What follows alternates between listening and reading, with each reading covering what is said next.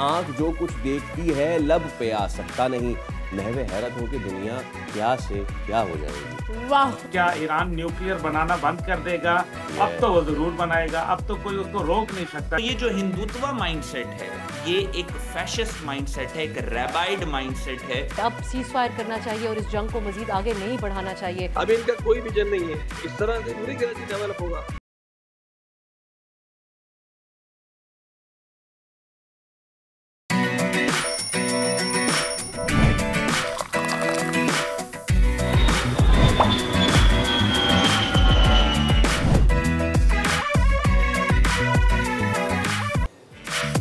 अमरीकी सदर field marshal Asim Munir के गर्विदा। एक बार फिर फील्ड मार्शल आसिम मुनीर की तारीफ।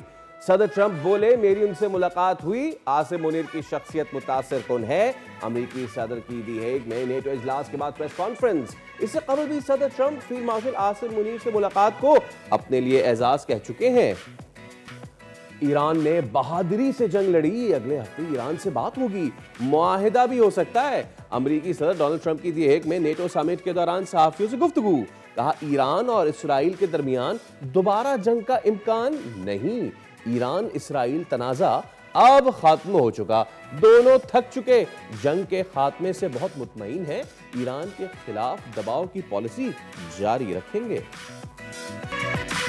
पाकिस्तान आइंदा माह अक़वाम मुत्तहिदा की सलामती काउंसिल की सदारत संभालेगा। अक़वाम मुत्तहिदा में पाकिस्तान के मुस्तकिल मंदूब आसिम इफ्तिखार अहमद की सेक्रेटरी जनरल अक़वाम मुत्तहिदा एंटोनियो गुतेरेस से मुलाकात में आसिम इफ्तिखार ने सेक्रेटरी जनरल को जुलाई में सलामती काउंसिल के मुजव्वज़ा प्रोग्राम ऑफ वर्क से तफसीलन आगाह किया। पाकिस्तान सलामती काउंसिल की अपनी सदारत को खुले, शफाफ और मुशावरती अंदाज में अंजाम देगा। गाजा में इसराइली बर्बरियत का सिलसिला जारी, मजीद 78 फलस्तीनी शहीद। अरब मीडिया के मुताबिक वस्ती गाजा में इमदाद के मुंतज़िर फलस्तीनियों पर इसराइली फौज की फायरिंग से शहादतें हुई। गाजा हुक्काम के मुताबिक मई से अब तक इसराइल की जानिब से इमदादी मराकज़ पर 500 से ज़ायद फलस्तीनी शहीद हुए। खान यूनिस में हमास ने बड़ी कार्रवाई करते हुए इसराइली बख्तरबंद गाड़ी को धमाका खेज मवाद लगाकर उड़ा दिया। 7 इसराइली फौजी हलाक। मुल्क के मुख्तलिफ शहरों का मौसम हो गया औसम। पंजाब और खैबर पख्तूनख्वा के मुख्तलिफ शहरों में बारिश, मौसम खुशगवार। लाहौर, सरगोधा, भलवाल समेत मुख्तलिफ शहरों में कहीं बूंदाबांदी तो कहीं मूसलाधार बारिश। गर्मी का जोर टूट गया। वज़ीर आला पंजाब मरीम नवाज की खुसूसी हिदायत पर वासा एक्टिव। खैबर पख्तूनख्वा बलूचिस्तान के वस्ती मशरकी इलाकों में प्री मानसून सीजन का आगाज। बल्तिस्तान डिवीजन में आज से बारिश का इम्कान। बारिशों का नया सिलसिला 29 जून तक जारी रहने की पेश गोई। अस्सलाम वालेकुम, खुश आमदीद। भली करे आया जी आया नो वशत के बखैर रागले। दुनिया बोले के साथ मैं हूँ सैयद फैसल करीम और मैं हूँ सादिया सामसन। सादिया, अगर आपकी इजाजत हो तो आज शो का आगाज मैं करूँ? जी जी करें, बिल्कुल करें। अगर इजाजत है तो मैं शेर से शो का आगाज अरे करूँ? भाई, आप चीता शेर लगड़ बगड़ जिससे करना है करें, लेकिन करें तो सही। चले ठीक है भाई। शायर फरमाता है कि आंख जो कुछ देखती है लब पे आ सकता नहीं। महवे हैरत हो कि दुनिया क्या से क्या हो जाएगी। वाह, वैसे आई स्वेयर फैसल, दुनिया का तो नहीं पता, लेकिन डोनाल्ड ट्रंप ऐसे ऐसे दे रहे हैं, ऐसे ऐसे दे रहे हैं बयान कि दुनिया हो रही है हैरान और साथ ही में परेशान। सादिया, हैरान कैसे हो रही है? भाई हैरान ऐसे कि डोनाल्ड ट्रंप कर रहे हैं ईरान की तारीफ और वो कहते हैं कि ईरान ने बहादुरी से जंग लड़ी है और इसराइल को खूब फेंटा लगाया है और ईरान तेल बेच सकता है। वाह, ये तो हो गया जनाब हैरान।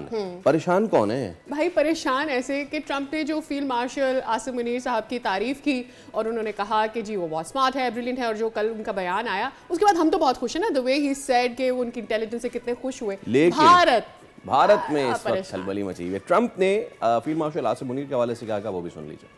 चलिए अब ज़रा हम इसी पे बात कर लेते हैं। हमारे साथ मौजूद हैं तजज़ियाकार अहमद हसन अल अरबी और तहरीक जवानान पाकिस्तान के चेयरमैन अब्दुल्ला हमीद गुल साहब। आप दोनों का बहुत शुक्रिया, thank you so much for your time.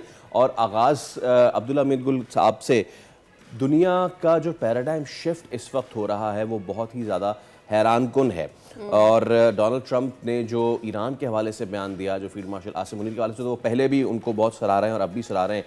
तो मैं आगाज़ करना चाहूँगा ईरान के हवाले से। और is the world changing it's order now? क्योंकि कल बड़ा अहम बयान दिया है ना डोनाल्ड ट्रंप ने, उन्होंने तारीफ भी कर दी, उन्होंने कहा बहादुरी से भी लड़े और इसराइल को आखिरी दिनों में फेंटा भी खूब लगाया, और सबसे मायनेफुल चीज़ ये थी कि भाई ईरान के पास तेल है तो बेचे। इट्स अ ह्यूज बयान। बिस्मिल्लाहिर्रहमानिर्रहीम, सुबह बखैर, बहुत बहुत शुक्रिया आपका। देखें डोनाल्ड ट्रंप साहब जो हैं वो एक तरफ बयान तो ज़रूर देते हैं, लेकिन जो बुनियाद है उसको हम जो है वो पसे पुष्ट किसी सूरत नहीं डाल सकते। चाहे पाकिस्तान और भारत के माबैन जो है वो ट्रेड हो, लेकिन क्या कश्मीरियों के खून के ऊपर हम ट्रेड कर सकते हैं? कश्मीर को बगैर किसी तरह से सेटल किए हुए जब तक कि हमारा पूरा का पूरा मकबूजा कश्मीर पाकिस्तान का हिस्सा नहीं बनता, तो फिर क्या हम सेटल कर दें? पाकिस्तान अपनी 4 जंगें जो हैं उनको फरामोश कर दे, पाकिस्तान अपने लाखों लोगों का नुकसान छोड़ दे, दहशतगर्दी जो पाकिस्तान में हुई जिसके पीछे भारत के हाथ है, जो बलूचिस्तान आज भी हो रहा है, क्या हम इसको छोड़ के सिर्फ तिजारत शुरू कर दें? इस तरह से नहीं होता। इसी तरह से अमेरिका भी नहीं छोड़ सकता अपने जो रंजिशें हैं, क्योंकि ये एक ह्यूमन नेचर है। दूसरी जानिब जो है वो ईरान इजराइल है। अब आप देखें कि उन्होंने कहा कि जी चीन खरीद सकता है तेल, तो अमेरिका भी खरीद सकता है। ये इंसेंटिव उन्होंने ज़रूर दिया, लेकिन अभी मौजूदा जो जंग है इसके बाद क्या ईरान न्यूक्लियर बनाना बंद कर देगा? अब तो वो ज़रूर बनाएगा। अब तो कोई उसको रोक नहीं सकता न्यूक्लियर बनाने से, क्योंकि ये उसकी ज़िंदगी और मौत का सवाल है। सबसे बड़ी बात यह है कि इस जंग के अंदर जो 400 किलोग्राम जो कि एनरिच्ड यूरेनियम था, जो 60% जो है वो एनरिच हुआ है, वो तो कहीं भी जो है वो नहीं मिला, और ना ही कोई ताबकारी के असरात हुए। इन तीनों जो नेतन्स के अंदर था, जो इस्फहान में था न्यूक्लियर प्लांट, और इसी तरीके से जो फरदौ में था, तो वहां से तो बल्कि जो अफसूदा यूरेनियम था वो निकाल लिया गया। और इसका मतलब ये है कि ये जो 3 न्यूक्लियर प्लांट थे ये हाथी के दांत थे जो दिखाने के थे, यानी कि जो खाने का जो एक न्यूक्लियर है वो एक कहीं और जगह के ऊपर है, महफूज मुकाम पे है, क्योंकि जाहिर है ये जो एनरिच्ड यूरेनियम होता है इसको एक ख़ास एनवायरनमेंट में रखा जाता है। दूसरी जानिब जो है मुझे लगता है कि ये जंग जो है ये वक्ती तौर पे जो है वो एक टल गई है, ये थम नहीं गई। इसलिए मौजूदा सूरत हाल को अगर सामने रखा जाए तो लगता यह है कि इजराइल की इतनी पिटाई हुई जिस तरह से भारत की पाकिस्तान ने की, और उसके बाद सूरत हाल तब्दील हो गई। आपने एक बड़ी अच्छी बात की और वो ये थी कि एक शिफ्ट आ रहा है। मेरे ख्याल में एक नया ग्लोबल वर्ल्ड ऑर्डर आने वाला है, जिसके अंदर एक खित्ते के अंदर ईरान का किरदार है और दूसरे खित्ते के अंदर पाकिस्तान का, क्योंकि ईरान की ने जो है वो उस मुल्क को न्यूट्रलाइज किया जिसकी वजह से खित्ते के तमाम ममालिक जो थे वो खतरे में थे, और जिसकी वजह से खित्ते का अमन सत्यानाश हो गया था। और दूसरी जानिब पाकिस्तान ने वो किया जो आप देखें कि जो नेट सिक्योरिटी प्रोवाइडर बनने का ख्वाब देखता था साउथ ईस्ट एशिया के अंदर, तो आज उसको जो है वो हमने न्यूट्रलाइज कर दिया। तो इंडिया की वजह से जो श्रीलंका था, भूटान था, चाइना था, नेपाल था, दीगर ममालिक थे, बांग्लादेश था, ये तमाम के तमाम इंडिया की हेजमोनिक डिज़ाइन से। और हद ये है कि अब तो इंडिया का डिज़ाइन जो था वो कनाडा में दहशतगर्दी फैला रहा था, अमेरिका में दहशतगर्दी फैलाने जा रहा था, बरतानिया में, कतर के अंदर, तो यानी कि कोई खित्ता का इलाका उससे महफूज नहीं रह गया था। तो ये जो अभी हुआ, जी आप फरमा रहे हैं कुछ? जी, मैं एक्चुअली अहमद साहब को भी शामिल गुफ्तगू करना चाहूँगी। अस्सलाम वालेकुम Ahmad, very good morning to you. Ahmad, अब हम तो ये देख रहे हैं कि मुसलसल जब से फील्ड मार्शल गए अमेरिका, वहाँ उनका जाना, वहाँ उनका रहना, जो भी फिर उनके थिंक टैंक से उनकी मुलाकात हुई, इस जंग के बारे में किस तरह से हमने बढ़तरी हासिल की भारत पर, उन्होंने सब बताया। और हमें दिख रहा है कि अमेरिका किस हद तक इम्प्रेस्ड है, ना सिर्फ हमारी वॉर स्ट्रैटेजी से बल्कि अदरवाइज एज वेल खुद फील्ड मार्शल आसिम मुनीर से। इस पर भारत में बड़ा वावेला हो रहा है, सो मच सो कि जब अमेरिका ने खुद बॉम्ब किया है तीनों न्यूक्लियर फैसिलिटीज़ को, उसमें भी ज़बरदस्ती घसीटने की कोशिश की जा रही है कि किस तरह से पाकिस्तान इसमें इन्वॉल्व है and all that. So they are making this propaganda where they want to take this light from Pakistan, जिसमें वो नाकाम ही हो रहे हैं ऑब्वियसली। जी बहुत शुक्रिया। देखें, बिल्कुल ऐसे ही है, दुनिया के अंदर जो तब्दीलियां आ रही हैं, ये 21वीं सदी जंगों की सदी है, इसको सेंचुरी ऑफ वॉर्स कहा जाता है, और इसमें न्यू रियलिस्टिक वर्ल्ड ऑर्डर में हार्ड पावर की बहुत ज़्यादा इज्जत है। इनफैक्ट इज्जत ही हार्ड पावर की है। और पाकिस्तान की जो जियो स्ट्रेटेजिक लोकेशन है वो पूरी दुनिया में, अगर आप देखें इस वक्त जो दुनिया के बदलते डायनामिक्स हैं, पावर जिस तरह से वेस्ट से ईस्ट की तरफ ट्रांसफ़र हो रही है और ईस्ट के अंदर पाकिस्तान की जो पोजीशन बनती है, इट्स एक्चुअली पाकिस्तान जो है वो इस पूरे रीजन के लिए एक दिल की हैसियत रखता है।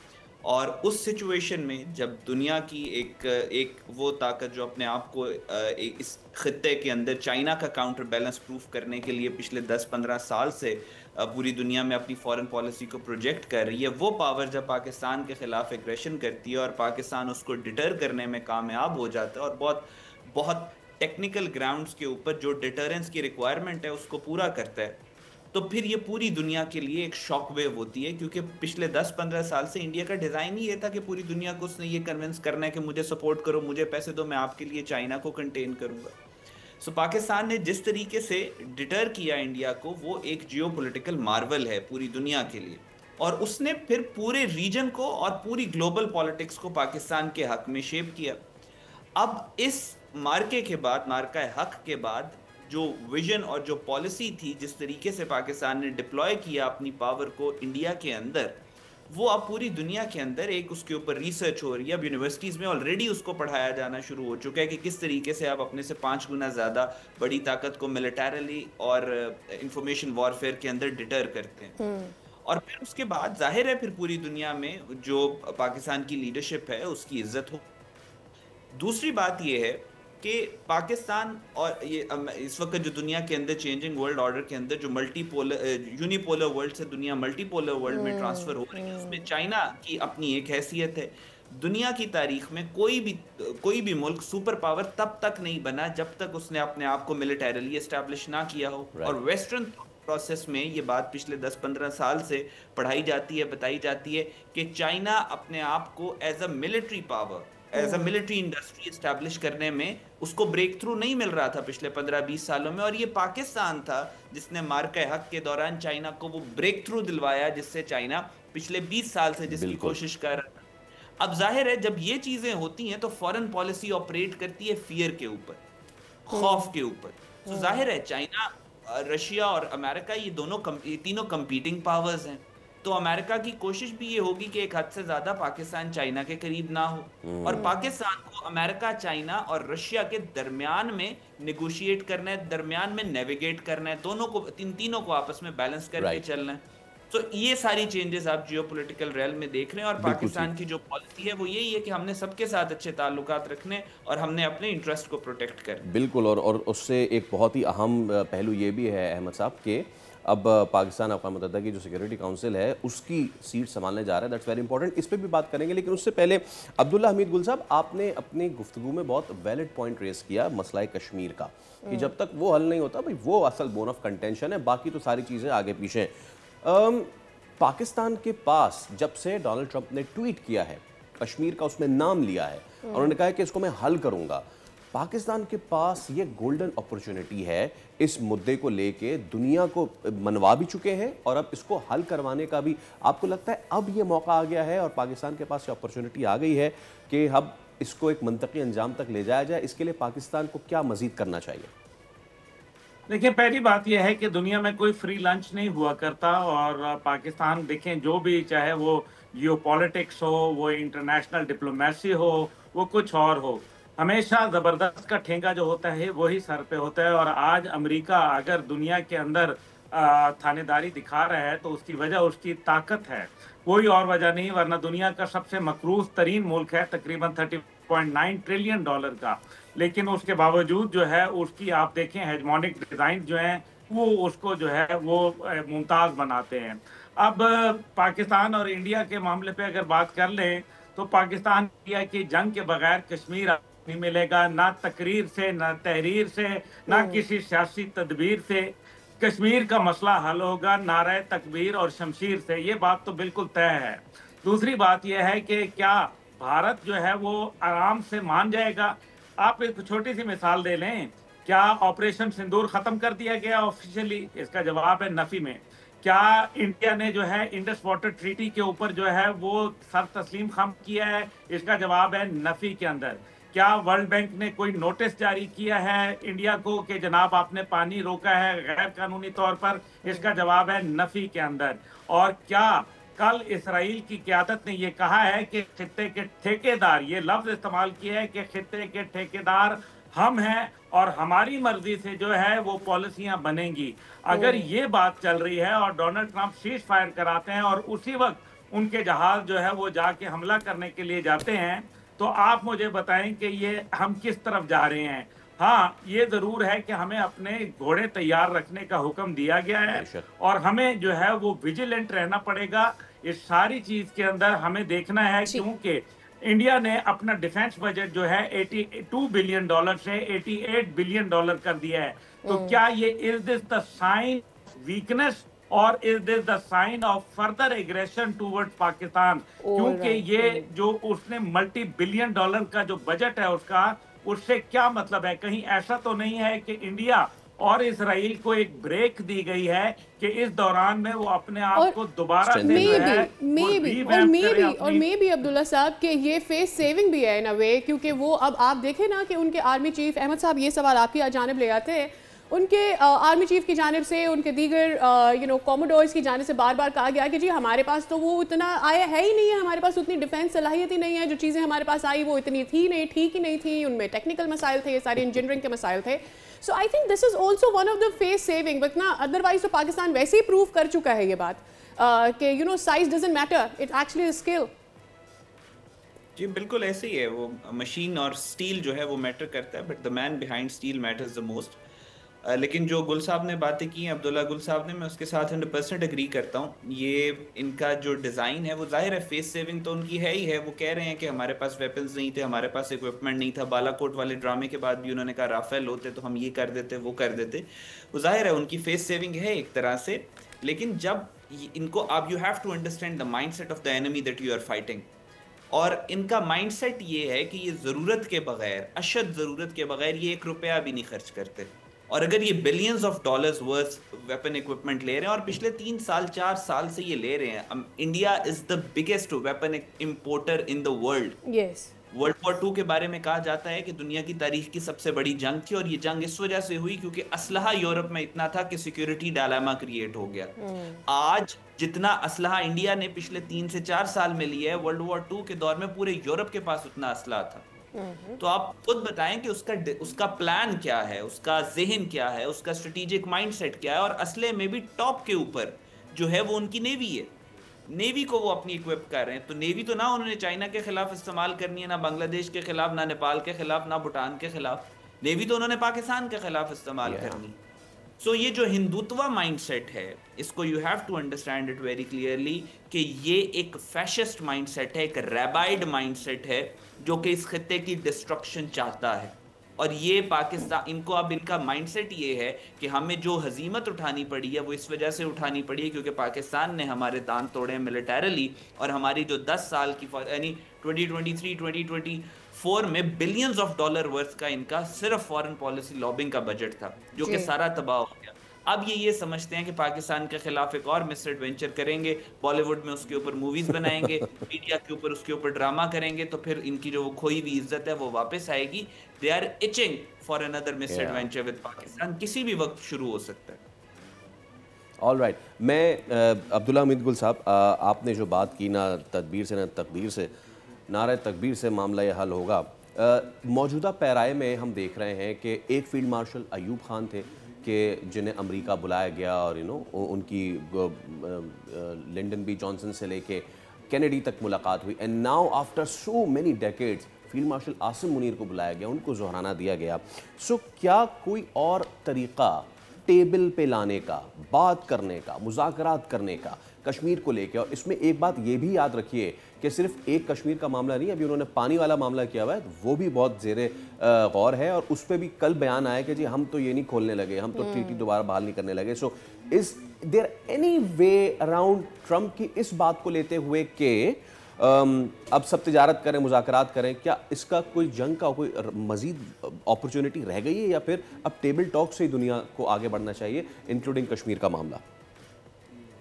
देखें, ये लिविंग इन फूल्स पैराडाइज वाली बात होगी कि हम जो है कहें कि जंग के खतरे टल गए हैं। उसकी वजह यह है, मैंने आपसे कहा, दो मुल्क ने बड़ी अच्छी गुफ्तगू की और जिस तरह से उन्होंने नेवी का जिक्र किया और उसके हेजमोनिक डिज़ाइन, लेकिन उन्होंने एक बात बड़ी इंपॉर्टेंट की अहमद साहब ने, और वो ये थी कि हिंदुत्व माइंडसेट और रैबाइड माइंडसेट। अब ये दो माइंडसेट क्या कहते हैं? हिंदुत्व माइंडसेट जो है वो ये कहता है कि तुम्हारा पड़ोसी, जो चाणक्य का फॉर्मूला है कि तुम्हारा पड़ोसी तुम्हारा दुश्मन है। अब आप मुझे बताएं, वो अखंड भारत बनाना चाहते हैं, वो अपनी टेरिटोरियल एक्सपेंशन, ये दुनिया में दो मुल्क हैं जो टेरिटोरियल एक्सपेंशन चाहते हैं। भारत अखंड भारत बनाना चाहता है और जो तेल अवीव है वो ग्रेटर इसराइल बनाना चाहता है। अब मसला जो है वो नेतन्याहू का नहीं है, क्या बेन गोरियन, चाहे वो बेगन हो, चाहे वो आइजैक हो या कोई और हो।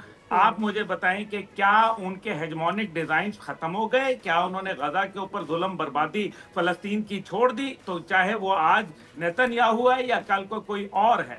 इसी तरीके से इंदिरा गांधी ने पाकिस्तान तोड़ा था ना, वो तो बीजेपी की नहीं थी, वो तो नरेंद्र मोदी की रिश्तेदार नहीं थी। तो कांग्रेस हो या बीजेपी हो, ये मामला आपका जो है वहां तौरात के साथ चल रहा है, यहाँ आपका वैद के साथ चल रहा है, और हम हैं कुरान वाले। और आखिरी मार्का जो है वो आपको मालूम ही है। मसला यहाँ ये है कहने का कि ये सारी बातें जो हैं ये अपने हेजमोनिक डिजाइन हैं, ये नहीं मानेंगे, ये शरारती लोग हैं। आप इनके साथ तिजारत नहीं, आप इनको सिर्फ जो है जो इनको जबान समझ आती है।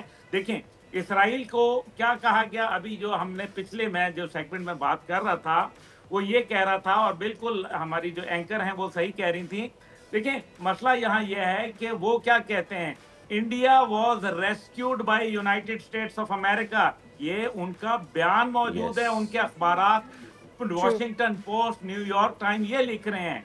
और इसी तरीके से अब लिखा जा रहा है कि Israel was rescued bye United states of America, और ये बयान आया कि इजराइल ने दरखास्त की, उस पर जेडी वेंस जो हैं उन्होंने फोन किया अपने जो वहाँ वजीर आजम कतर को, और वहां से फिर जंग को सेटल कराया गया। ये अब हकीकत है, यही फैक्ट है, ये रियलिटी है जो हमारे सामने मौजूद है, दोबारा आ रही है। एग्जैक्टली, ये कभी भी हो सकता है। आपकी बात से जो हमें समझ आया, हमीद साहब बहुत शुक्रिया, आपने हमारे प्रोग्राम के लिए वक्त निकाला। अहमद साहब, आपका for this analysis that you shared with us.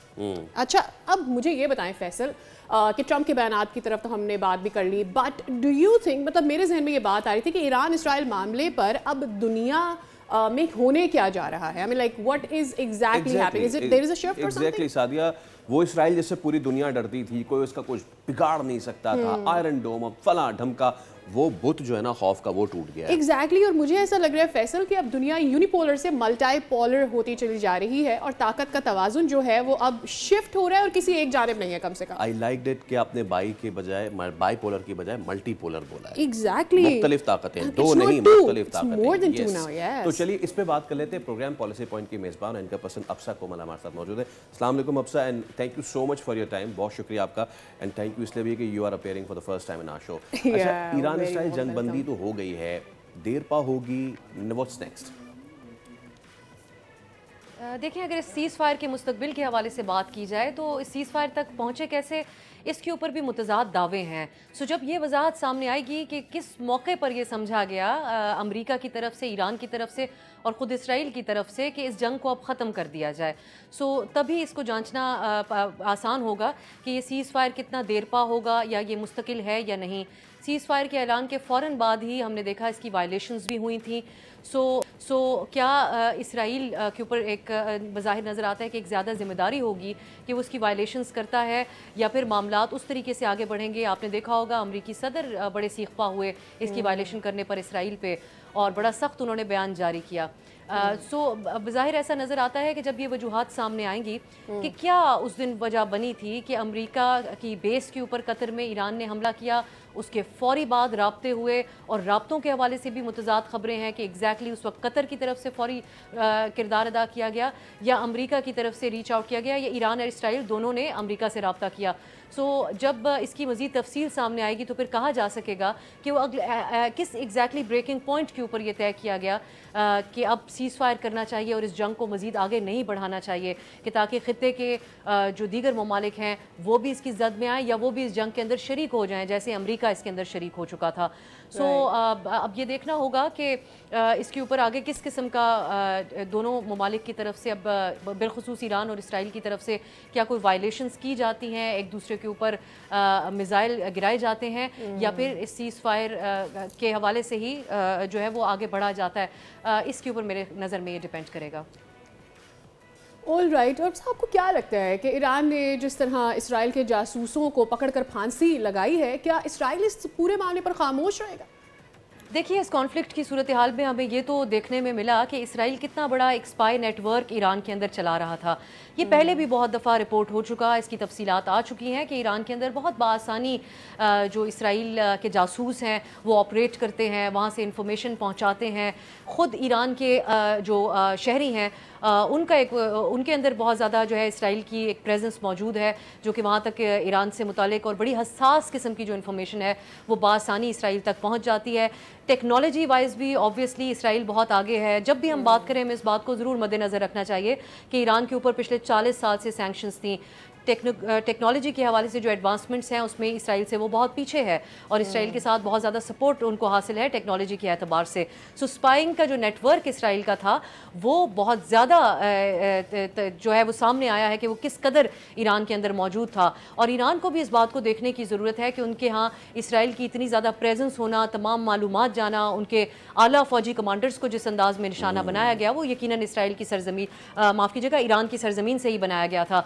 सो क्यों इतनी बासानी इसराइली जो जासूसी वहाँ पर कर रहे थे उसके ऊपर ईरान अब क्रैक डाउन तो कर रहा है, लेकिन क्योंकि माजी में भी इस किस्म की कार्रवाइयाँ हो चुकी हैं, इस बात को जहन में रखते हुए तो ज़ाहिर नज़र नहीं आता कि इसराइल रद्द अमल देगा। लेकिन एक ब्रॉडर जो एक जंग चल रही है ईरान के न्यूक्लियर प्रोग्राम के हवाले से, जो खदशात इसराइल रखता है, उसी को जहन में रखते हुए मुझे लगता है कि अपने मामलात को आगे चलाएगा इसराइल। कोई बईद नहीं है कि उनकी तरफ से वायलेशंस की जाएँ सीज़ फायर की, लेकिन जासूसी के हवाले से जो एक नेटवर्क इसराइल ने इस्टेब्लिश किया था ईरान की सरजमीन के अंदर, ये एक बड़ी परेशान कुन बात होनी चाहिए ईरान के लिए और इसके ऊपर उनको काम करना चाहिए कि वो कैसे काउंटर कर सकते हैं। ये ट्रंप ना ये कहते हैं कि जंग के आखिरी दिनों में इसराइल को खासी मार पड़ी है।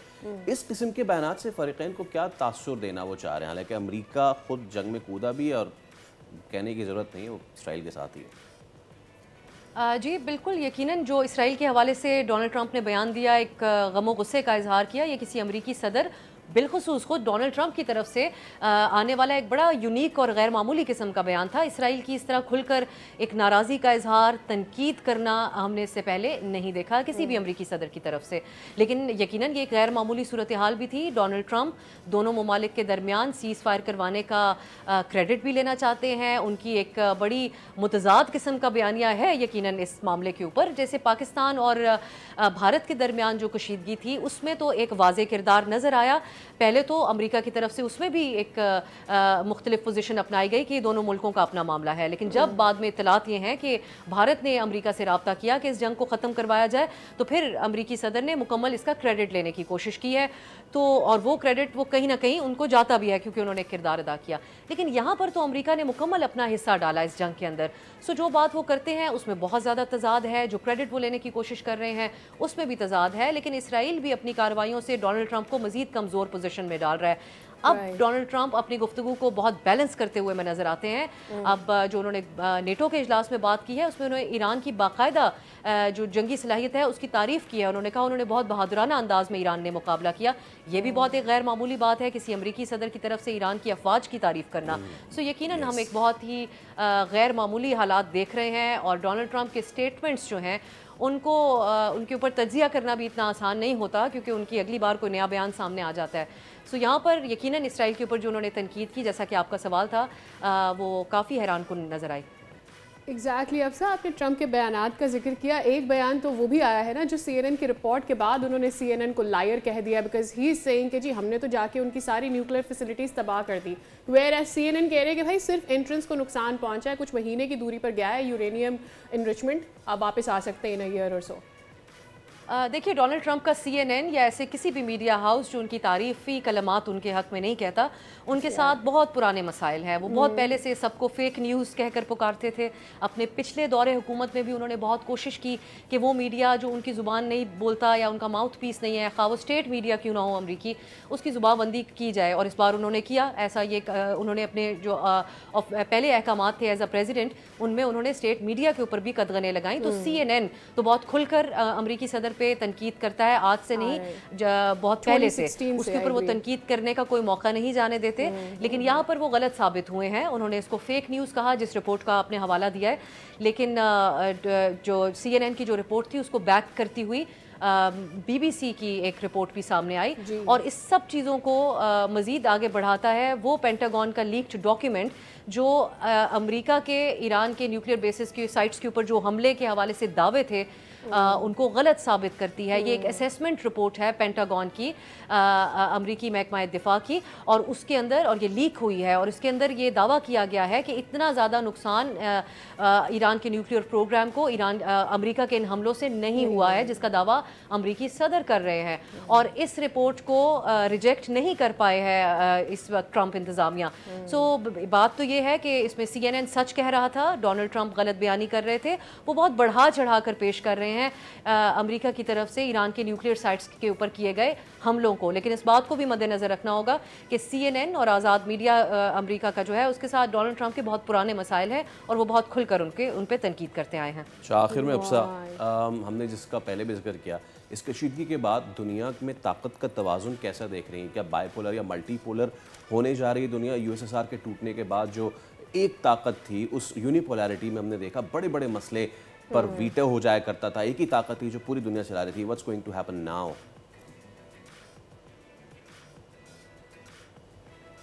देखिए, हालात के ऊपर बहुत बड़ा असर तो पड़ा है। हमने एक आलमी जंग के ख़तरे से निकल कर आए हैं। अगर ये सीज़ फायर ना होता तो बाकायदा तौर पर ये ख़तरा उस दिन मौजूद था कि खुदा न खास्ता एक नई आलमी जंग तो नहीं होने जा रही है। और फिर एक बहुत बड़ा सवालिया निशान था कि आज की जो एक इंटरकनेक्टेड वर्ल्ड है, क्या वो अफोर्ड कर सकती है कि एक इस किस्म की जंग हो, बिलखुसूस जिस किस्म के हमने देखा असरात ईरान की तरफ से जो एक उनका एक रद्द-ए-अमल था स्ट्रेट ऑफ हुर्मुज़ को बंद करने का, उसके ऊपर उसके दुनिया पे क्या असरात होने थे, ख़ित्ते के ऊपर क्या असरात होने थे। तो यकीनन ऐसा नज़र आता है इसके असरात बहुत बड़े हो सकते थे अगर ये सीज़ फायर ना होता। लेकिन ख़तरात अभी भी मौजूद हैं। इसराइल एक प्लान रखता है, एक नाम नहाद ग्रेटर इसराइल का प्लान रखता है। वो मिडल ईस्ट की तमाम जो शक्ल है उसको तब्दील करना चाहता है और इस प्लान के ऊपर वो कई सालों से काम कर रहा है और आइंदा भी जारी रखेगा। ईरान का न्यूक्लियर पावर बनना उनको इसीलिए भी खटकता है कि जिस किस्म की पावर मिडल ईस्ट के अंदर इसराइल अपने आप को एक्सपैंड करके एंजॉय करना चाहता है वो नहीं कर पाएगा कि उसके आसपास न्यूक्लियर ताकतें होंगी। सो यकीनन अपने इन अज़ाइम के अंदर अभी तक इसराइल मुकम्मल तौर पे कामयाब तो नहीं हो सका, लेकिन जिस किस्म का एक कमज़ोर रद्द-ए-अमल मुस्लिम दुनिया का रहता है, OIC का किरदार बहुत कमज़ोर होता जा रहा है, यूनाइटेड नेशंस का किरदार बहुत कमज़ोर होता जा रहा है, उस सब को देखते हुए ऐसा नज़र आता है कि अगर दोबारा इस किस्म की कोई कोशिश की जाती है तो एक सवालिया निशान ज़रूर जहन में है कि रद्द-ए-अमल क्या इसराइल को एक सख्त रद्द-ए-अमल मिलेगा। ये जंग भी ईरान के लिए एक ऐसा नज़र आया कि वो तनहा लड़ रहा था, जो दीगर ममालिक हैं उनकी तरफ से सिर्फ मज़म्मती बयानात ही जारी किए गए थे। तो आपको तनहा ही लड़नी पड़ती, चाहे वो पाकिस्तान इंडिया वाला मामला, ईरान वाले मामले हो, तो जंग तो आपको तनहा ही लड़नी पड़ती। लेकिन चले, जैसे कि आपने कहा कि हम एक आलमी जंग के खौफ से निकल के सामने आए हैं, दुनिया आगे क्या सीखेगी, दुनिया को क्या सीखना चाहिए, ये मामला बहुत ही अहम है और ये मामला बहुत ही इम्पोर्टेंट है। Well with that let's take a little bitty break, उसके बाद वापस आते हैं और टॉपिक्स पर बात करेंगे। लिटिल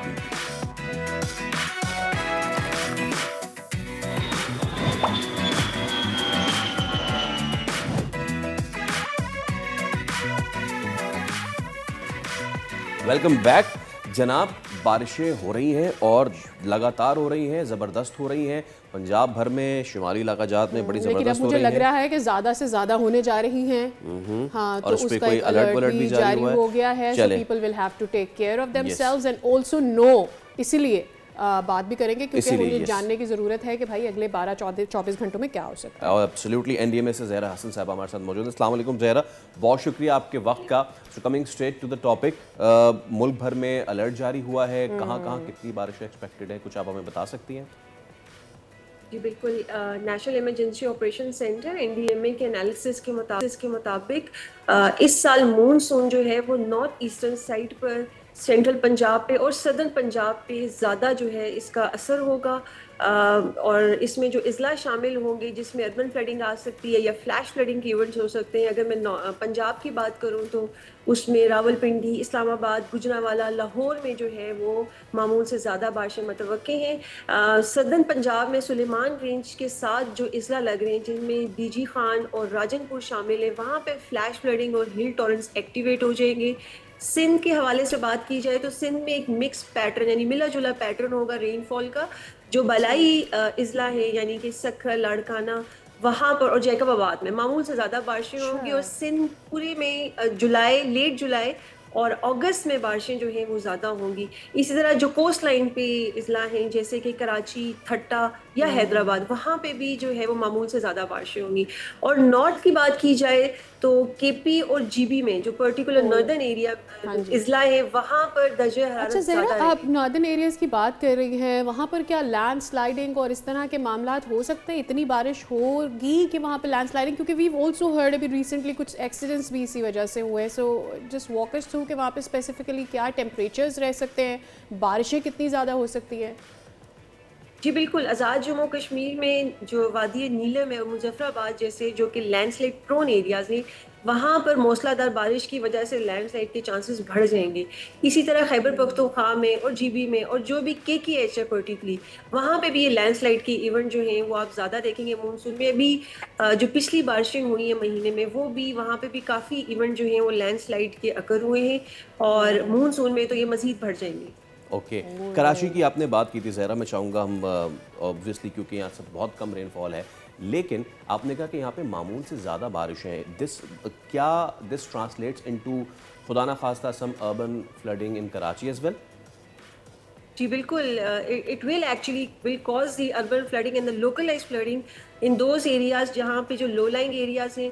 जो भी हिल टॉरेंट्स एक्टिवेट होगा सदर्न पंजाब में वो अल्टीमेटली बलाई सिंध में जाएगा और बलाई सिंध में मामूल से ज़्यादा बारिशें भी मुतवक्के हैं। और जो बाकी इज़ला ना सिर्फ अर्बन फ्लडिंग, मैं आपको जिस आगाज़ में मैंने बताया था, कराची का बड़ा मिक्स पैटर्न है। बलाई और जो कोस्ट लाइन की इज़ला हैं वहाँ पे मामूल से ज़्यादा बारिशें हैं, लेकिन जो बाकी इज़ला हैं वहाँ पे हीट वेव का स्पेल भी आप इस मानसून में देखेंगे। अच्छा एक चीज़ और आपने सारी with your if you talk about GB, इस वक्त बहुत बड़ा इन्फ्लक्स है, जून जुलाई की छुट्टियां हैं तो टूरिस्ट का बहुत बड़ा इन्फ्लक्स है। लेकिन पिछले दिनों इस तरह की खबरें भी आई कि गालिबन दासू पे भी कोई लैंडस्लाइड हुआ और थिंग्स लाइक दैट, तो वहाँ के हवाले से क्या सिचुएशन है? जी, गिलगित बल्तिस्तान का जो टेम्परेचर है इस पूरे मानसून में वो जो यूएल से ज़्यादा रहेगा, जिसका मतलब ये है कि वहाँ पे बारिशें भी इस मानसून में कम होंगी। और इसकी वजह से जो सबसे बड़ा कंसर्न हम गिलगित बल्तिस्तान में इस मानसून में देख रहे हैं वो ग्लेशियर झीलों के फटने का खतरा है और जो स्नो मेल्टिंग हो रही है वो भी तेज़ी से बढ़ेगी। तो आई वुड रिक्वेस्ट कि जो भी अपना वहाँ पे विजिट प्लान कर रहे हैं, वेकेशन प्लान कर रहे हैं, तो प्लीज़ अलर्ट रहें, प्रिकॉशनरी मेजर्स लें। और आई वुड ऑल्सो रिक्वेस्ट कि हमारी एक मोबाइल ऐप है पाक NDA में डिज़ास्टर अलर्ट, जो कि iOS एंड्रॉयड दोनों पे मौजूद है, उसको इंस्टॉल करें, डाउनलोड करें। उसमें ये जितनी भी मैं बातचीत कर रही हूँ ये अलर्ट की सूरत में, एडवाइजरी की सूरत में, ना सिर्फ हम थ्रेट का बताते हैं बल्कि क्या प्रिकॉशनरी मेजर्स लेनी चाहिए इनफरादी तौर पे या किसी भी मुतल्लिका अदारे को, तमाम डिटेल्स उस ऐप में मौजूद है। राइट, ये बहुत ही अच्छा इनिशिएटिव है ज़हरा अहमद से। लेकिन ये बताइएगा कि जैसे आपने कहा कि ग्लेशियर्स फटने का ख़दशा भी है, तो ऐसे में तो फिर फ्लडिंग भी ज़्यादा हो सकती है और पानी का बहाव ऑब्वियसली दरियाओं में बढ़ेगा फिर। और पिछले दिनों एक ग्लेशियर फटा भी था जिसके जद में गालिबन कोई फैमिली आई भी थी। जी बिल्कुल ऐसे ही है। हमारे पास इस टाइम जो पाकिस्तान में वर्नेबल ग्लोव साइट है या ग्लेशियर साइट्स हैं वो कोई 40 से ज़ायद है। उसमें जो हम देख रहे हैं जिसे उन्होंने बड़ा डिटेल एनालिसिस किया है वो कोई 5 से 10 साइट्स हैं जिनके चांसेस हैं फटने के इस मानसून में। उसमें चित्राल में भी हैं, गिलगित में भी हैं, गांचे में भी हैं और मुख्तलिफ डिस्ट्रिक्ट में हैं, पर्टिकुलरली रीजन में। और दर्जा हरारत बढ़ने की वजह से ये जो स्नो मेल्टिंग का प्रोसीजर है या फिर ग्लेशियर के अंदर जो झीलें हैं वो बढ़ जाता है इस दर्जे हरारत की वजह से, तो वो भी लाइकली चांसेस जो हैं बढ़ जाते हैं किसी भी ग्लेशियर निपटने का, और अल्टीमेटली जिस तरह आपने भी जिक्र किया है, जो डाउन स्ट्रीम कम्युनिटीज़ हैं, जो विलेजेस हैं, अल्टीमेटली वही उससे मुतासर होते हैं। Zahra, you being in NDA में आप लोगों ने असेस किया है ये जो पैटर्न है, एक तो चेंज ऑफ वेदर, दूसरा change in the magnitude of rain, बारिशों की शिद्दत में अगर नहीं हो रही तो बिल्कुल नहीं हो रही, मौसम बदल के हो रही है, और हो रही है तो बहुत ज़्यादा हो रही है, तो ये पैटर्न ये क्या हमें दिखा रहा है? हमें इसको हम क्या इसको कर्ब कर सकते हैं? क्या इसको I don't know if you can alter it for our betterment. बहुत अच्छा सवाल है आपका जी। मैं आपके प्रोग्राम के प्लेटफॉर्म से ये ज़रूर बताऊंगी कि येस, एट एनडीएमए लेवल पिछले 1.5 सालों में हमने बहुत डिटेल एनालिसिस किया है, ना सिर्फ पाकिस्तान का बल्कि ग्लोबली हमने ऐसे प्लेटफॉर्म बना लिए हैं। Now we have the capability कि हम 6 से 10 महीने के दरमियान कौन सा ऐसा नेचुरल हैजर्ड है जो ना सिर्फ पाकिस्तान में बल्कि दुनिया के किसी खित्ते में आ सकता है। अल्हम्दुलिल्लाह वी हैव दैट कैपेबिलिटी कि हम वो बता सकते हैं। हमने तमाम, जिस तरह आपने कहा है, वो ग्लोबल पैटर्न्स जितने भी हैं, जिस तरह कि आपको पता है कि जो क्लाइमेट चेंज है इट इज़ ट्रांसबॉर्डर इन नेचर, तो इसमें मुख्तलिफ साइंटिफिक फिनोमेनास इन्वॉल्व हुए हैं। I would just name them. आपने एनसो का सुना हुआ होगा, ये डिफाइन करता है यानी ओशन में क्या ऑसिलेशंस चल रही हैं, विंड का क्या पैटर्न है। ये तमाम चीज़ें डेफिनेटली हम मॉनिटर कर रहे हैं। हमारे रडार में हमारे पास सैटेलाइट डाटा अच्छी रेजोल्यूशन का मौजूद है। We are also connected with the global platform. वो तमाम डाटा फीड्स एनडीएमए में, नेशनल इमरजेंसी ऑपरेशन सेंटर में आ रही हैं। इन तमाम की मदद से हम बिल्कुल जो करंट पैटर्न है इसको देख रहे हैं, और ये पिछले 16 सालों में आप ये अर्ली मूनसून जो है वो पाकिस्तान में आया है, और इसमें अगेन मुख्तलिफ पैरामीटर्स इन्वॉल्व हैं, जो कि जो आपका जो सी सरफेस टेम्परेचर है इस टाइम वो 1 से 1.5 बढ़ चुका है, जो कि अब वो प्रेशर जब कम है तो वो जो आपकी हवाएं हैं, ठंडी हवाएं जो कि क्लाउड को लेके या मॉइस्चर जो है एनवायरनमेंट में या वो मौजूद है, वो उसको ट्रांसफर करती है टुवर्ड्स द लैंड। तो that is one of the major reason of early monsoon and also the, और अब जो नई टर्म यूज हो रही है, it is no more climate change, it is climate variability. तो we have already assessed it in detail.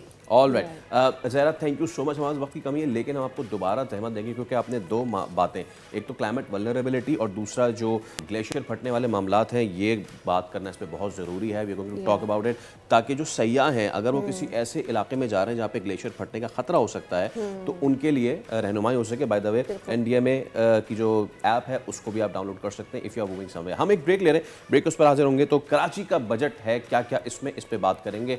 Stay with us.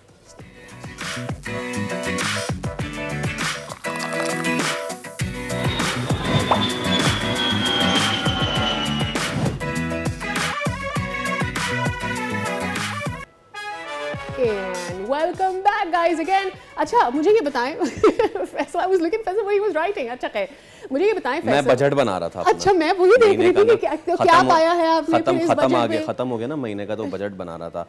मार्च की दाल 3 kilo और लोबिया 5 kilo. I think it will take him a little bit of time. तो भाई मामलात कुछ ऐसे हैं कि शहर का बल्दिया उसबा का बजट पेश कर दिया गया है, और सिटी काउंसिल के इजलास में मेयर जो मुर्तज़ा वहाब साहब हैं उन्होंने माली साल 2025-26 का बजट जो है पेश कर दिया है, और इसका जो ओवरऑल बजट है वो 55 अरब 13 करोड़ और 73 लाख रुपए रखा है। 34,000 भी ऐड कर देते। मुझे ये बताएं इससे आम आदमी की जिंदगी आपको क्या फर्क पड़ने वाला है? इससे जो इस सारे मामले में जो फर्क पड़ने वाला है ना, वो ये कि इसमें शहर के लिए 183 अरब रुपए के तरक्कियाती मंसूबे रखे गए हैं। अभी मैं यूनिवर्सिटी रोड से होता हुआ आ रहा हूँ, अभी मैं वही देखता आ रहा था कि ये तरक्की अभी खत्म नहीं हुई है, दूसरी तरक्की शुरू हो गई जा रही है। हाँ, तो जरा इस सब पे हम बात भी कर लेते हैं। हमने इस पे गवर्नमेंट का मौक़िफ़ लिया है लेकिन अपोजिशन का मौक़िफ़ लेना बहुत ज़रूरी है। अब advocate Saifuddin opposition leader KMC हमारे साथ मौजूद हैं।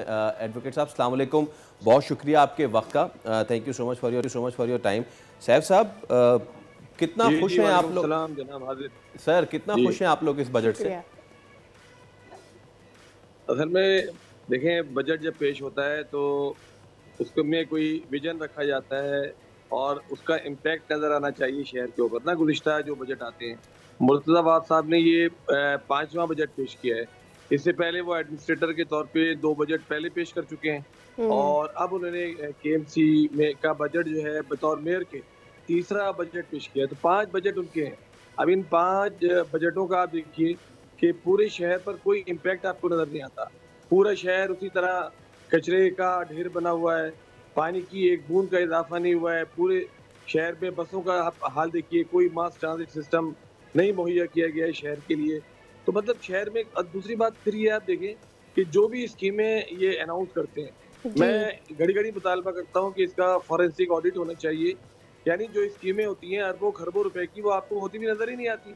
और मैंने मुर्तज़ा साहब से भी ये बात कही थी कि देखिए आपने 600 स्कीमें एडीपी की स्कीमों में रखी, सिंध की एडीपी आती है, लेकिन ये स्कीमें 3-4 साल में घूमती घामती इस तरह खत्म हो जाती हैं कि उसका ना शहर में कोई इम्पैक्ट होता है, ना वो कोई नजर आती है, ना किसी को पता होता है कि स्कीमें कहाँ हुई हैं। सिर्फ ठेकेदारों को पता होता है या अफसरान को। तो शहर पे कोई इम्पैक्ट नहीं होता। ये 55 अरब रुपए का जो बजट है, इसमें भी देखिए 7 अरब रुपए क्लिक के हैं, 9 अरब रुपए एडीपी के हैं जो तरक्याती बजट के अंदर शामिल है। 3 अरब रुपए इनके अपने हैं जो कहते हैं ऑन सोर्स अब जो है इनकी अपनी आमदनी जो अच्छा सैफ साहब, गालिबन 2 दिन पहले हमारी बात हुई थी एमपीए है पीपल्स पार्टी के अली राशिद साहब से, और उन्होंने हमें 1 साल का टाइम दे दिया। उन्होंने कहा 1 साल के टाइम में ये शारे भुट्टो भी बन जाएगी, 1 साल के टाइम में आपका ये यूनिवर्सिटी भी बंद हो जाएगा, कंप्लीट हो जाएगा। और उन्होंने जो उज़र पेश किया उसमें उन्होंने ये कहा कि जी 2 के जब पीडीएमए की हुकूमत आई और उसमें हमने देखा कि हमारा सारा काम जो है वो रुक गया था, 9 महीने का गैप आया, इसकी वजह से यूनिवर्सिटी रोड नहीं बना। देखिए इस तरह के लेम एक्सक्यूजेज जो है ना, ज़ाहिर है इसकी तो कोई जस्टिफिकेशन नहीं है। 17 साल से कंटिन्यूअस पीपल्स पार्टी की हुकूमत है, उसमें अगर 2-3-4 महीने अगर कोई ऐसी हुकूमत आई जो अबूरी हुकूमत थी इंतखाबात कराने के लिए, उसमें भी अफसरान तो वही थे सारे के सारे और काम उसी तरह चल रहा था, ठेकेदार भी वही मौजूद थे और 9 महीने के गैप से कोई इतना बड़ा मसला नहीं पैदा होता। बात यह है कि करीमाबाद फ्लाई ओवर है, आप देखिए कि वो कब से पड़ा हुआ है इसी तरीके से, यानी 2 साल हो गए उसको और वो बनने में नहीं आता। तो इसी तरह ये बीआरटी का मंसूबा जो यूएससी रोड के ऊपर है, शाहरा भुट्टो तो केएमसी का मंसूबा भी नहीं है ना। असल में केएमसी के मंसूबे और उसके क्योंकि मसला ये हो गया है कि सिंध हुकूमत ने जो एक्ट हमें दिया है वो इतना बदतरीन एक्ट है कि उसमें कोई इख्तियारात ही नहीं है, सारे इख्तियारात छीन ली गए। अब मुर्तज़ा साहब जब ये कहते हैं कि मेरे पास तमाम इख्तियारात मौजूद हैं, तो वो गालिबन इसलिए कहते हैं कि चूँकि सिंध हुकूमत भी उनकी है, सदर पाकिस्तान भी उनके हैं और यहाँ पर मेयर भी उनका है और नीचे काफ़ी चेयरमैन वगैरह भी उनके पास ही हैं। तो अब ज़ाहिर है सारे इख्तियार भी उनके पास हैं, पैसे भी उनके पास हैं, वाटर बोर्ड के भी वो चेयरमैन हैं, Sindh solid waste management authority जो है उसका कराची रीजन जो है उसके भी वो चेयरमैन है। तो सारी चीज़ें तो उनके पास है ना, इसलिए अब गवर्नमेंट सिंध और इनको मिलाकर कोई इम्पैक्ट नजर आना चाहिए था, लेकिन गवर्नमेंट ऑफ सिंध का अक्सर मेरे जहन में ये सवाल आता है कि कराची की लुक एंड फील के ऊपर कौन काम करेगा। आई मीन कराची में हर जगह कूड़ा करकट है, हर जगह हम देखते हैं गलियों में से मजीद गलियां निकल रही हैं, आबादी वहाँ पर बढ़ रही है, मतलब बेहंगम आपको सारी सिचुएशन नज़र आती है। कराची इतना बड़ा शहर है, आपको अच्छा लगता है, आप कभी इसे पेरिस कह देते हैं, कभी आप इसे लंदन कह देते हैं, लेकिन उस जैसा तो बिल्कुल भी नहीं है। देखें बात ये है कि कराची की ओनरशिप ये लोग लेने को तैयार नहीं है। वजह क्या है कि कराची से इनको वोट नहीं मिलता। वैसे तो जहाँ वोट मिलता है वहाँ पर भी काम नहीं करते।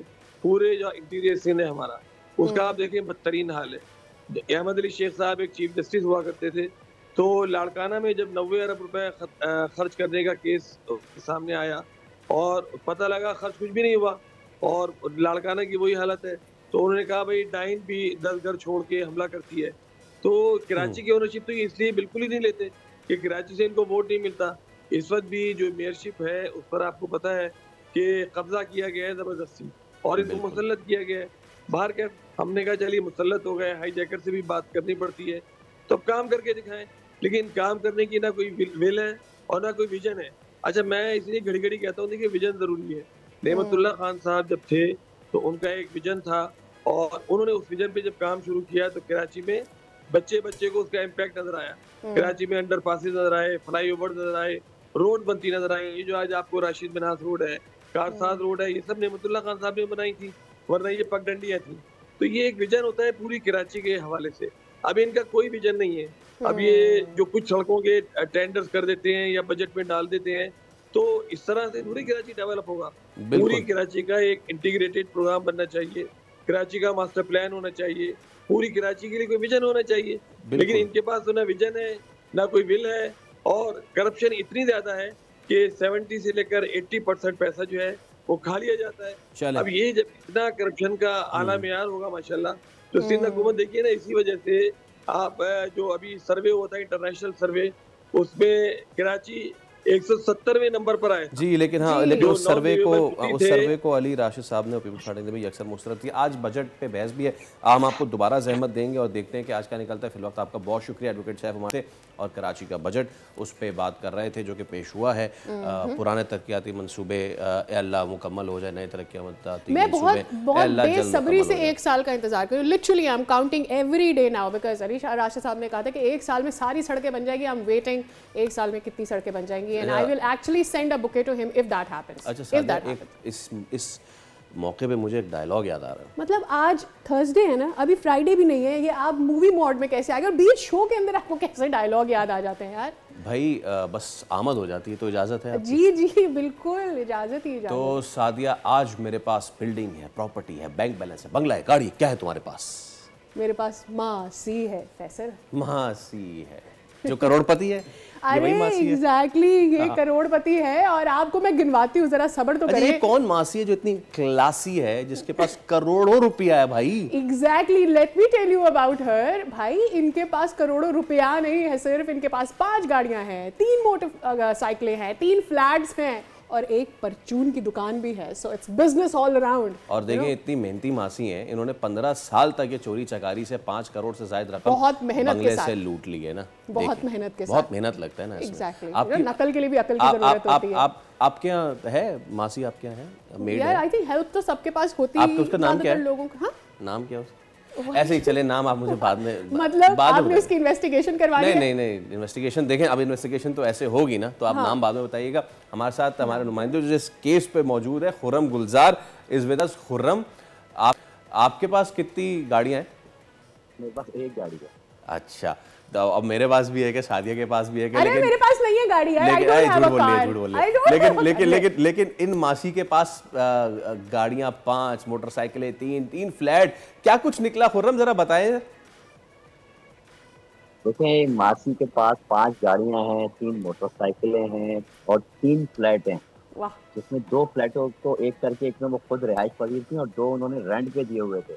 और जो गाड़ियां हैं, एक गाड़ी जो सिविक गाड़ी है जिसकी मालियत तकरीबन 65 लाख रुपए बनती है, वो इन्होंने अपने इस्तेमाल में रखी हुई थी और उसके लिए एक बाकायदा ड्राइवर रखा हुआ था जो इनमें ये मुलाजमत करती थी। शाम में वो मुलाजिम जो है वो इनके लिए ड्राइवर था और वो इनको हाइपर स्टार और बड़े बड़े शॉपिंग मॉल में लेके जाता, वहाँ से ये ब्रांड के सूट लेती और पहनती। उसके बाद ये कहीं शॉपिंग सेंटर में तो कहीं कैफेज में अपनी शामें जो है वो गुजारा करती थी।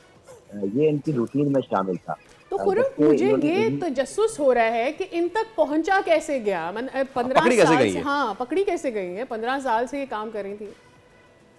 देखिए, ये इनका जो एक भेदी है, इनकी एक दोस्त है जो कि पता चला इन्वेस्टिगेशन पुलिस के, खातून जो शहनाज है मासी, इनकी कोई दोस्त है, इनके किसी नामालूम कॉल एक मौसूल हुई लंदन में, जहाँ पे ये काम करती हैं। उनके जो मालिक हैं वो लंदन में उनका बिजनेस है, अपना कारोबार करते हैं।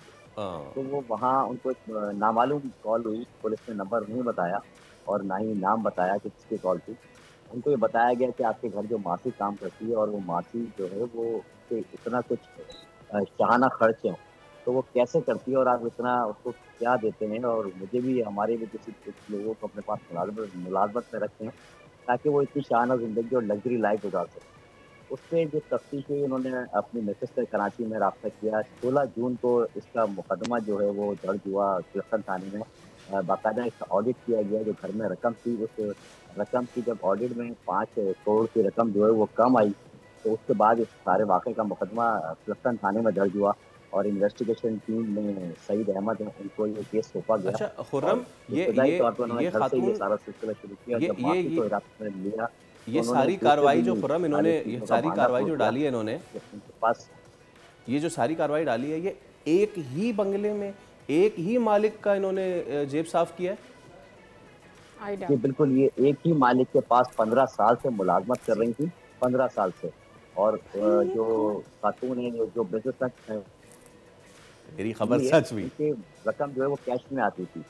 अच्छा, आगे कैश होता था और उन्होंने कोई बंगला खरीदना था, उसके लिए ये रकम जमा कर रहे थे। गुलजार, मुझे अच्छा मुझे पता है क्या लग रहा है, मुझे ऐसा लग रहा है कि इन खातून की तो इन्वेस्टिगेशन होनी चाहिए, ये एक अलग केस है, लेकिन ये जो दूसरे साहब जिनके घर पे ये काम कर रही थी, जहाँ पर 15 साल से इतनी रकम आती थी कि उन्हें 15 साल पता नहीं चला कि कितनी रकम उनके घर से जा रही है, मुझे ये जो सोर्सेज ऑफ इनकम है इसके ऊपर भी डाउट है। बता रहे हैं उनका कोई अपना जाती कारोबार है और लंदन में वो कारोबार करते हैं और कैश की सूरत में उन्होंने यहाँ रकम रखी थी, कोई बंगला उन्होंने खरीदना था जिसके लिए वो रकम जमा कर रहे थे, और जब अभी लास्ट में उन्होंने काउंटिंग शुरू की तो पता चला कि ये पैसे कम थे। तो ये सारा सिलसिला खातून ने परचून के हरियाणा का स्टोर भी खोल के दिया और जो गाड़ियाँ थी वो रेंट पे बेची, उसकी जो लाखों रुपए आ रहे थे वो भी कमा रही थी वो, 2 इन्होंने फ्लैट अपने खुद रेंट पे दिए हुए थे। ये सारा सिलसिला जो है मासी और ये फ्लैट के कराची के किस इलाके में थे? ये अपर गिजरी में इनके 2 फ्लैट हैं जो किराए पे हैं। गिजरी में अंदर बता रहे हैं कि अपर गिजरी के 2 फ्लैट हैं वो rent Gizri touches DHA, you know it's in crores. Khurram, आप इस मामले पे बने रहिएगा, हम आपसे आगे भी अपडेट ज़रूर लेंगे, हो सकता है मज़ीद चीज़ें भी खुल के सामने। फिलवक्त आपका शुक्रिया। तो ना मेहनत में अजमत है और वो मेहनत कैसी भी हो सकती है, और वो मेहनत कैसी हो सकती है, लेकिन वो अजमत कभी भी डूब सकती है। तो या तो आपकी जो अजमत है उसने वो पहनी भी, वो क्या होती है, वो फ्लोटिंग जैकेट पहनी हुई हो तो आपकी अजमत तैर के चली जाएगी, वरना वो डूब ऐसी अजमत का क्या फायदा, ये पकड़ी गई है। देखते हैं वैसे कराची में ब्रेक से पहले कराची से जब लोगों के पास से निकलती है ना चीज़ें, तो ऐसी निकलती हैं, या तो मासी की तरफ से 5 करोड़ रुपए निकलता है, या फिर निकलता है असला से टैंक। इसी के साथ रहेंगे हम ब्रेक, हमारे साथ रहिए।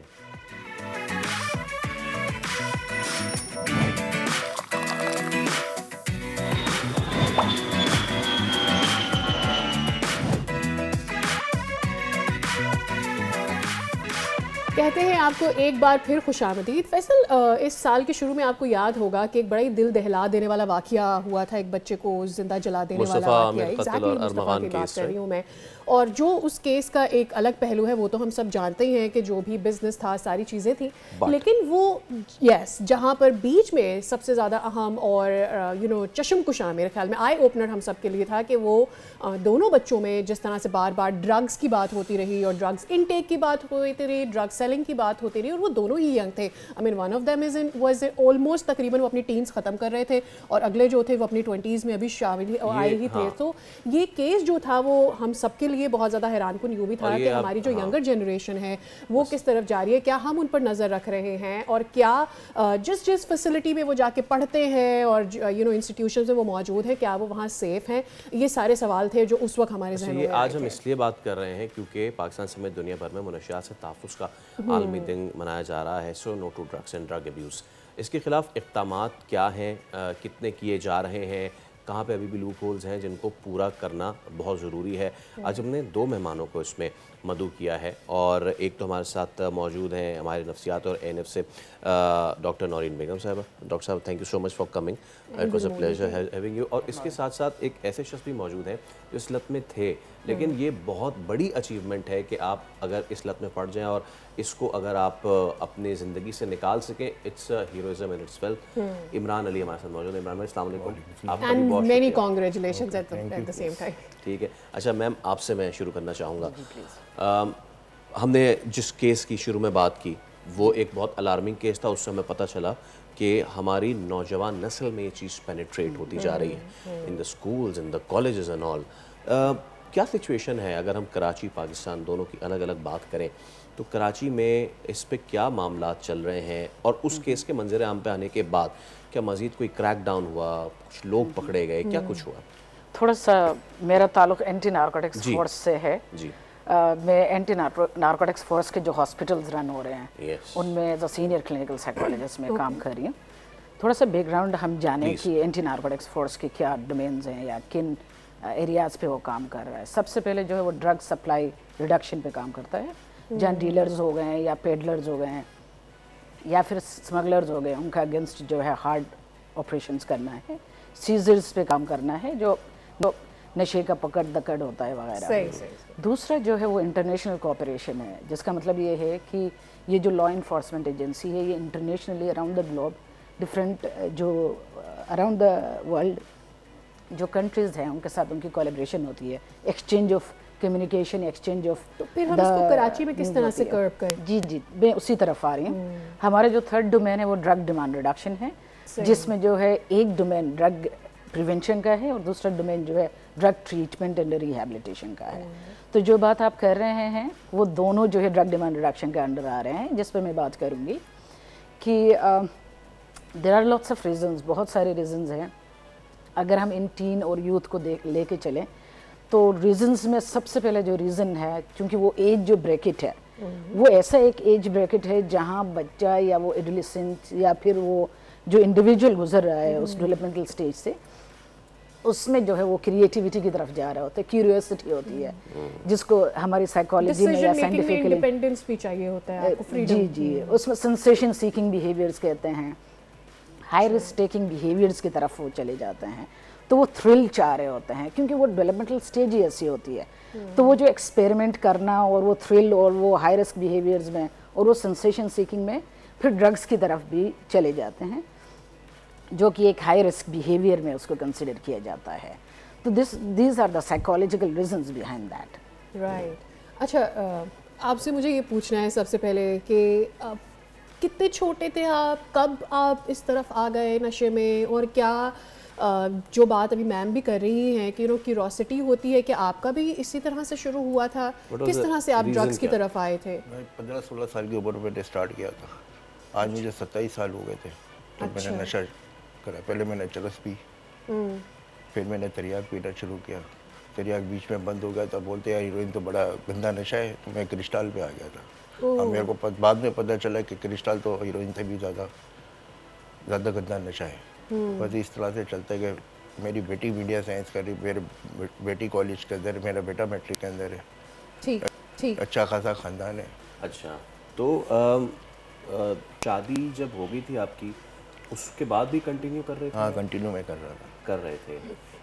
इसके पीछे वजह क्या थी ना? एक तो जैसे मैम ने बताया कि या तो बच्चे बहुत तजस्सुस होता है, या फिर कुछ परेशानी थी या कुछ ऐसी परेशानी नहीं। जो असल बात है, आजकल 95% शौक की वजह से कर रहे नशा। अच्छा, आजकल आप देख रहे हैं, बच्चे वेब देख रहे ना, वेब देख के उसका स्टाइल उसको बड़ा पसंद आ रहा है, बोला मैं भी करना चाहता हूँ। क्योंकि वेब आजकल जो निकला है ना, मैं तो बोला आगे जाके बच्चे को बड़े नशे पे नहीं ले जाए। क्योंकि आपने देख रहे हो वेब चार्ज होता है, उसका स्टाइल पीने का स्टाइल होता है और उसमें खुशबू आती है। ये आपने बहुत अच्छी बात की। मान लो ये चीज़ मैं मैम से भी पूछूं कि बच्चे ना आजकल और बहुत ही कम उम्र के, like I am going to a swimming club, वहाँ पे बच्चे होते लगाए, वो बाहर निकले और वेप शुरू कर दिया।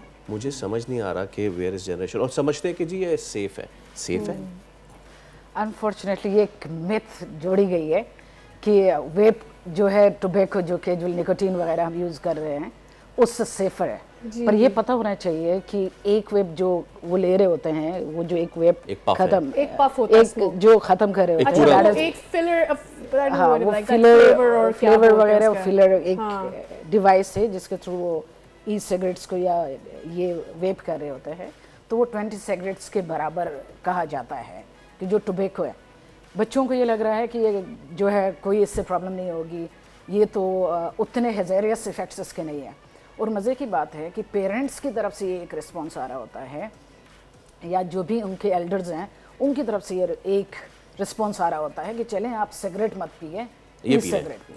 और it is like a common कि अच्छा सिगरेट की डब्बी रखना इज समथिंग कि हम सब देख, वो छुपा ली जाती है। लेकिन वेब आप देखेंगे कि बच्चों के हाथ में स्टेटस सिंबल, और एक से एक डिजाइन वाला और एक से एक expensive, they used to import from the around the globe. और वो बड़ा एंजॉय और बड़ा एक स्टाइल में लेके घूम रहे होते हैं, और वो हमारे सामने भी ले रहे होते हैं, एंड दे एंजॉय। उनको ये लगता है कि इससे कोई फर्क नहीं पड़ेगा, लेकिन इसकी इक्वली हेजेरियस इफेक्ट्स हैं और उससे कई गुना ज़्यादा हैं। बल्कि हम अपने प्रोग्राम्स में, जब हम अवेयरनेस प्रोग्राम्स के लिए यूनिवर्सिटीज़ वगैरह जाते हैं, स्कूल्स वगैरह जाते हैं, जहाँ यूथ को और एडोलेसेंट्स को और अर्ली एडल्टहुड के बच्चों को टारगेट कर रहे होते हैं, तो उसमें बहुत डिटेल में हमारे रीइंफोर्समेंट वाले बता रहे होते हैं। उसमें एक स्टिकर लगा हुआ है जिसमें उसके इंग्रेडिएंट्स या जो भी उसमें केमिकल्स यूज हो रहे हैं, अनफॉर्चुनेटली वो इतना माइक्रो लेवल पे लिखा हुआ होता है और फिर उसको रिमूव किया गया होता है ताकि लोग ना पढ़ें और लोगों तक बात ना पहुंच जाए कि कितने हज़ेरियस और डॉक्टर साहब वैसे भी हम कहाँ लेबलिंग पढ़ते हैं, एक तो हमारी कौम की ये भी आदत नहीं है। मैं एक चीज़ आपसे पूछना चाहूँगा, यानी कि मैं ये समझ रहा हूँ कि ये दो इंतहाएँ हैं हमारे माशरे की, एक वो या तो बहुत ही गरीब हैं, चोरी चकारी, एक वो शायद उनकी तादाद कम है, ये जो शौकिया कर रहे हैं इनकी तादाद बहुत ज़्यादा है, जो फ्लुएंट सोसाइटी उनकी तादाद आता है। अच्छा, आपके पास हमें नहीं पता, आप बताइए कि इसकी भी कोई कैटेगरी होती है पेशेंट्स की जब वो लत में पड़ जाते हैं कि इस लेवल तक है या मिड लेवल का सीरियस है या बिल्कुल सीरियस है, तो हाँ, तो उसको किस लेवल पे आप लोग लेते हैं, हर लेवल पे कितना टाइम लगता है to make him come back to life? Actually देखें, नशे इस्तेमाल करना इज़ अ बीमारी, it's a disease, you know. So disease diagnose होती है, तो जो पेशेंट्स हम तक अप्रोच करते हैं, ये देख के और सुन के आपको हैरानगी होगी, ये वो लोग होते हैं जो फुल ब्लूम जो है क्राइटेरिया डायग्नोसिस की मीट कर रहे होते हैं। तो साइकोलॉजी और साइकेट्री में एक हमारे डायग्नोस्टिक हमारी जो है वो मैंने जिसको ICD-11 और DSM-5 TR कहते हैं, उनमें कुछ क्राइटेरियाज होते हैं जिनको मीट करना लाजमी है। तो हम कहते हैं कि डिपेंडेंट है, इसको ट्रीटमेंट और रिहैबिलिटेशन की ज़रूरत है। तो जितने भी वहाँ पॉपुलेशन आती है, they are actually meeting the criteria of substance use disorder. इसको साइंस में, हमारी साइकोलॉजी लैंग्वेज में सब्सटेंस यूज डिसऑर्डर कहते हैं। तो वो मीट कर रहे होते हैं। तो वो एक जो है, एक हाँ लेवल्स हैं कि एक माइल्ड होता है, एक मॉडरेट होता है, एक सीवियर होता है। लेकिन अनफॉर्चुनेटली जो हमें अप्रोच कर रहे होते हैं वो सीवियर वाले केसेस होते हैं, जो बिल्कुल बॉटम को हिट कर चुके होते हैं, जिनकी कैरियर जो है वो ख़त्म हो चुका हो, एजुकेशन से, स्कूल से, यूनिवर्सिटी से निकाले गए हों, जिनके जो बिजनेस था वो ख़त्म हो चुका हो। उनको मैम रिहैब करने में कितना दिक्कत, कितना वक्त लगता है आप लोगों को? जी, ये अच्छा, ड्रग लेना is not like single issue. अब मज़े की बात है कि जो सब्सटेंस ले रहा होता है उसके साथ कोमॉर्बिडिटीज़ भी होती हैं। कोमॉर्बिडिटीज़ कहते हैं आइदर फिजिकल, यानी फिजिकल डिजीज़ होती हैं, या साइकोलॉजिकल डिसऑर्डर्स होता है। यानी सिर्फ नशा किया एंड दे आर इनटू, ये ऐसा नहीं है। उससे जो ड्रग वो ले रहे थे उससे नफसियाती अमराज में चले जाते हैं, जिसमें आप डिप्रेशन सुन चुके होंगे, एंजाइटी डिसऑर्डर सुन चुके होंगे, आप PTSD सुन चुके होंगे, साइकोसिस या सिज़ोफ्रेनिया सुन चुके होंगे। इसी तरह आपने जो है HIV एड्स वगैरह और फिर स्किन प्रॉब्लम्स और फिर ये वो एग्जैक्टली, और फिर जो गुटखा मावा और इस तरह की चीज़ें खा रहे होते हैं, वो भी एक नशा जिसको हमारे यहाँ तो नशा समझा नहीं जाता। उससे आपके जो दांत खराब हो रहे होते हैं। And I have personally witnessed a case जहाँ पर एक शख्स को अपनी जान गंवाना पड़ी और उनकी बच्ची जो थी वो सिर्फ 2.5 साल की थी।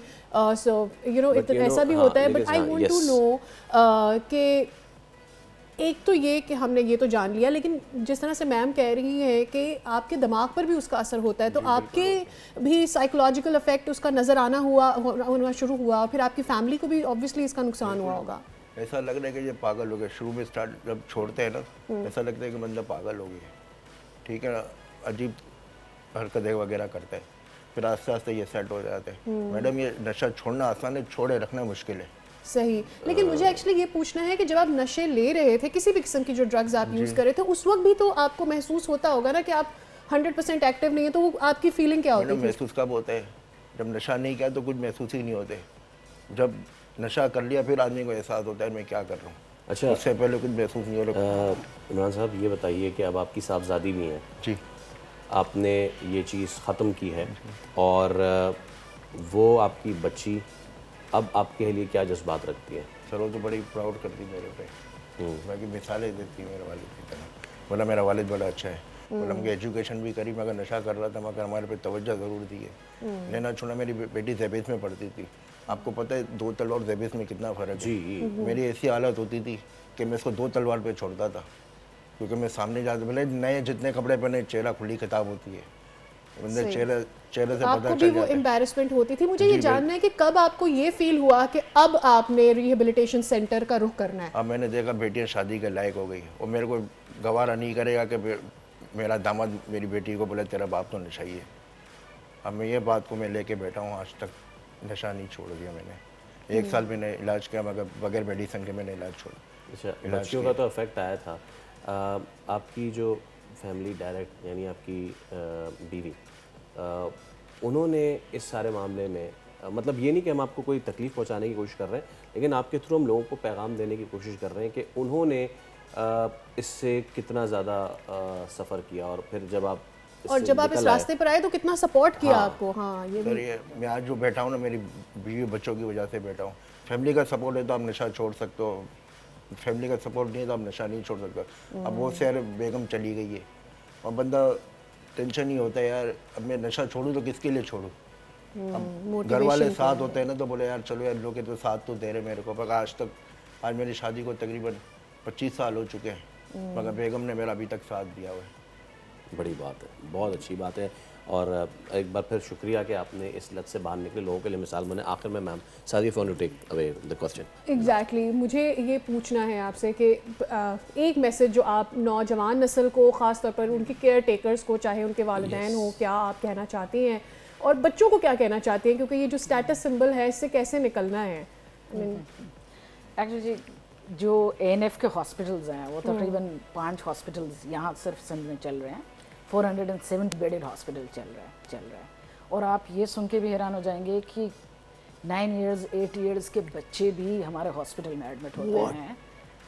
और परसों ही एक 8 इयर्स 9 इयर्स का बच्चा, मैं बात कर रही थी तो वो बैठे आके and he was sitting like cross legs, पैर पे पैर रख के, एक जैसे एक 40+ आदमी बैठा हुआ है।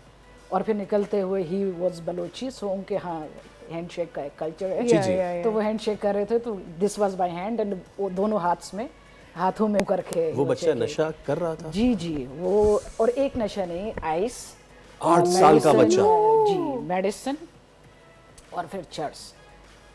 तो आप यहीं से अंदाज़ा लगाएं कि और फिर ये अलार्मिंग 14 से कम के बच्चे भी बहुत प्रिवलेंट है। 14 to 19 भी बहुत एक बल्क इस वक्त चल रहा है जो हॉस्पिटल में आ रहा है, और 20+ भी आ रहा है, और फीमेल्स भी है। yes. तो दिस इज़ वेरी अलार्मिंग। अगर देखा जाए तो पेरेंट्स के लिए और केयर टेकर्स के लिए सबसे पहली बात जो मैं करूँगी, जो इनकी पेरेंटिंग है उस पे फोकस किया जाए। जो हमारी साइकोलॉजी में कहते हैं अथॉरिटेटिव पेरेंटिंग, जिसमें वो वार्मथ भी शो करें और फिर जो है अपनी चीज़ें भी देख लें, मैनेज भी कर लें। तो ये जो अब अथॉरिटेटिव पेरेंटिंग की तरफ जाएंगे, सोने का निवाला शेर की निगाह। जी, और सिक्योर अटैचमेंट होनी चाहिए, बच्चे के लिए अवेलेबल हो। बहुत सारी बातें बच्चा करना चाह रहा है, जिस फेज से वो गुजर रहा होता है, प्यूबर्टी की तरफ आ रहा होता है, डेवलपमेंटल जो स्टेज है वो बहुत मायने रखती है, जहाँ पेरेंट्स चाहिए बैठे बात करें, उस लेवल पे आके बात करें। आजकल बच्चों को ये लगता है कि हमारे पेरेंट्स हमें समझ नहीं सकते, हम जेन ज़ी है और वो जो है पुराने ख्यालात के हैं, तो जनरेशन गैप बहुत कंसीडर कर रहे हैं। डॉक्टर साहिबा, thank you so very much for your time. एक तो आपका मैसेज बहुत अच्छा था और आपने जो बातें की, I am sure it was an eye opener for lot of parents, और आपका बहुत शुक्रिया, because it definitely takes lot of courage कि आकर अपनी टेस्टिमनी देखना, ये अचीवमेंट तो है, लेकिन ये बताना कि आपको खुद कितना एम्बैरेसिंग फील होता था और आपने ये जर्नी कैसे शुरू की, इसके लिए भी बहुत बड़ी हिम्मत चाहिए। एक ब्रेक ले रहे, उसके बाद दोबारा हाजिर होंगे। Stay with us.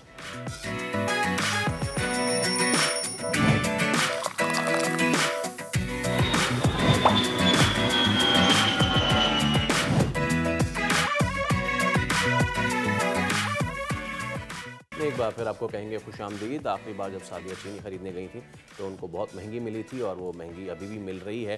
बजट जो है वो आ चुका है और उसकी इम्प्लीमेंटेशन अभी हो ही नहीं। मुझे तो ऐसा लगता है कि चूंकि चीनी स्लो पॉइजन है, इसलिए इसकी कीमतें जानबूझ के बढ़ाई जा रही है ताकि आवाम की ये पहुंच से इतनी दूर हो जाए कि आवाम की सेहत अच्छी हो जाए। अरे वाह, क्या बात है, ज़बरदस्त। तो हमारे नुमाइंदगान हमारे साथ मौजूद हैं, अफजाल अब्बासी लाहौर से और मलिक सईद अवान इस्लामाबाद से। पहले लाहौर का रुख करते हैं। अफजाल, यहाँ पे नर्ख क्या चल रहे हैं चीनी के, ज़रा बताइए।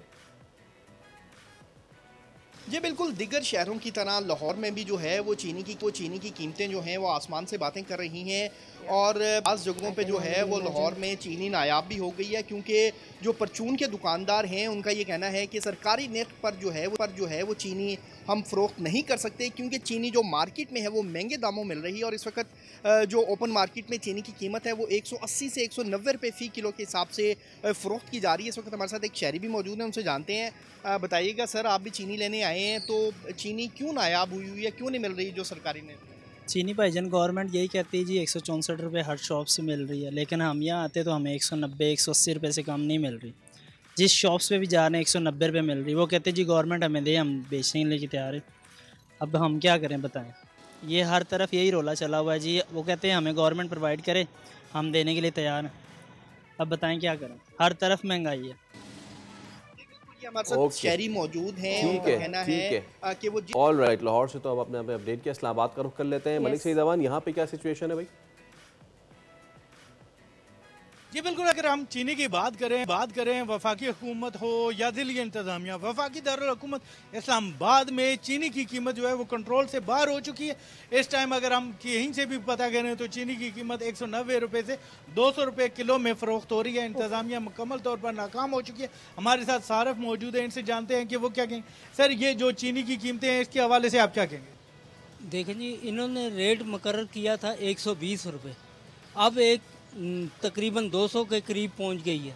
हाँ जी, इन्होंने क्या कंट्रोल किया है? सिर्फ ज़बान से ही कहते हैं कि हमने ये कर दिया, हमने वो कर दिया, लेकिन करते कुछ भी नहीं है ये। तो ये आगे भी कोई नहीं कुछ करेंगे। बिल्कुल, इनका यही कहना था कि हुकूमत चीनी की कीमतों को कंट्रोल करने में मुकम्मल तौर पर नाकाम हो चुकी है। ठीक है मलिक सईद अवान, आप हमें अपडेट कर दे। तो लाहौर और इस्लामाबाद के तो रेट्स हमने देख लिए, तो कराची के हमें पता ही है। ऑल राइट, तो इस पर मज़ीद बात कर लेते हैं। हमारे साथ मौजूद हैं chairman wholesales grocers association Abdul Rauf Ibrahim साहब। अस्सलाम वालेकुम। वालेकुम सलाम। बहुत शुक्रिया। क्या रेट चल रहा है चीनी का? चीनी का कोई रेट नहीं, मुफ्त मिल रही है, फौरन पहुंचे सारे अफराद। देखें, आप चीनी खाएं और कीमतें बढ़ती जाएंगी। चीनी खाएं, खुदारा चीनी खाएं। अच्छा, हाँ, चीनी का मरीज भी चीनी खाए, शुगर का मरीज भी चीनी खाए, और उसके बाद अस्पताल पहुंच जाए, और पहुंच जाए, क्योंकि कम तादाद हो जाएगी ना। अच्छा। अब मुझे ये बताएं कि लम्हा फिक्रिया है हमारे इस हुकूमत वक्त का कि पिछली गवर्नमेंटों में भी हुआ, इमरान खान ने जी का एक्सपोर्ट कर दो, फिर इंपोर्ट करनी पड़ी। इस दौर में भी यही हो रहा है, पहले एक्सपोर्ट कर दी गई, फिर इंपोर्ट। अब ये बताएं, जब 100 रुपये की कोस्टिंग से आपने एक्सपोर्ट कर दी, अब जब मंगाने जाएंगे आप, क्योंकि उसमें सब्सिडी दी जा रही है कि उसमें सेल टैक्स नहीं होता, इसमें होल्डिंग टैक्स नहीं होता, एक्सपोर्ट पे मराते दी जाती हैं। वो सब्सिडी दी गई तकरीबन 2000 करोड़ रुपया शुगर मिल मालिकान को, ठीक है, वो उनकी जेब में गया। अब आगे चलें कि हमने करनी है इंपोर्ट 5 लाख टन या 7.5 लाख टन। अब इनको ये पूछें, इन सरकार को, कि भाई आप इंपोर्ट क्यों कर रहे हैं? पहला सवाल है। अब ये कहते थे कि हमारे पास सरप्लस भी है और हमें कोई मुश्किल नहीं है। हर वक्त शुगर मिल मालिकान के साथ ये ब्लैक मेल हुकूमत होती रही है। जाहिर सी बात है, ये सियासी असरो वसूक वाल के मालिक हैं। 40 तो लोग होते हैं, ये 40 लोग हैं, इसमें सट्टा माफिया अलग है और शुगर कार्टेल अलग है, डीलरशिप अलग है। देखें, अब इसमें सब तो लवाजमात आप ले लेंगे ना, तो गरीब की जेब से तकरीबन 40,000 करोड़ का टीका लगा है सालाना। 1000 करोड़ किसको बोलते हैं भाई? आप ये बताएं कि चीनी 115 रुपए की दिसंबर 24 में और जनवरी वीक में, जनवरी की फर्स्ट वीक में 115 की बिक रही थी, सरेआम बिक रही थी। इन्होंने एक्सपोर्ट अलाउ कर दी। जब एक्सपोर्ट अलाउ कर दी तो जब सट्टा माफिया या शुगर कार्टेल या हमारे डीलर और जहां व्हाट्सएप ग्रुप चल रहे हैं ये, उनके ऊपर क्रैकडाउन कहाँ होता है? क्रैकडाउन क्या होता है? आर्जी होता है, फिर छोड़ देते हैं। अब मुझे बताएं, क्या वजीर आजम की ड्यूटी नहीं है ये, या महकमा खुराक वजीर ख़जाना की ड्यूटी नहीं है, फेडरल मिनिस्टर उसकी ड्यूटी नहीं है? सब ड्यूटी से फारिग है। अच्छा, एक आपकी जो बात है वो मुझे समझ में आई, लेकिन ये बताइएगा कि ये बजट के फौरन ही बाद ये एक्सपोर्ट और इंपोर्ट का फ़र्क क्यों पड़ जाता है? आई मीन बजट से पहले तो नहीं मिल रही थी 190-200 तक की ना, उससे सस्ती ही मिल रही थी। तो वो वजह हमें जाननी है कि चलें, लोग कुछ तो तसल्ली में थे जिस भी प्राइस में मिल रही थी, लेकिन बजट आया, अभी वो इम्प्लीमेंट भी नहीं आया हुआ, जुलाई भी नहीं आया और वो बढ़ गई। तो कहाँ से वो बढ़ गई? जो उसमें बजट में कोई नया टैक्स नहीं लगाया चीनी पे कि वही है टैक्स, उसमें कोई ऐसी बात नहीं जी है। तो फिर क्यों? लेकिन फिर क्यों? फिर वही बात होती है ना, जब ऐसी रूमर, ऐसी चीज़ें होती हैं तो फिर इसको बढ़ावा दिया जाता है। ये अगर आप इंपोर्ट करने जाएंगे तो सेल टैक्स वगैरह सब अगर ख़त्म कर दे गवर्नमेंट तो वो 170 रुपये की कॉस्ट आएगी, और अगर सेल टैक्स सब इंक्लूड होगा, जैसे कि IMF की शराइत है कि हम सेल टैक्स कोई चीज़ नहीं छोड़ेंगे, तो 240 रुपये की चीनी पड़ेगी।